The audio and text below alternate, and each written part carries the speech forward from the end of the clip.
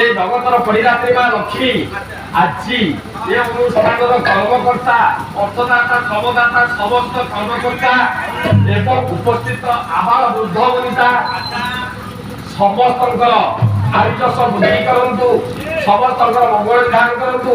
ଏ ଅଞ୍ଚଳରୁ ରୋଗ ଶୋକ ଭୟ ଦୁଃଖ ଦୂର ହୋଇ ବାତ୍ୟା ଭୟ ଦୂର ହୋଇ ସମସ୍ତେ ଶାନ୍ତିରେ ବିରାଜ କରନ୍ତୁ। ମୋର ଆନନ୍ଦ କବା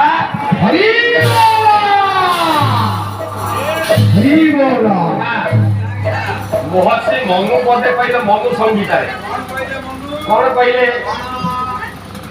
କହିଲେ ଯତ୍ର ନାରୀ ଆଜତୁ ପୂଜ୍ୟତେ ପତ୍ୟ ପୂଜ୍ୟତେ ସର୍ବଦେବତା ଯତ୍ର ନାରୀ ନ ପୂଜ୍ୟତେ ତତ୍ର ସର୍ବ ନିଷ୍ଫଳା କ୍ରିୟା।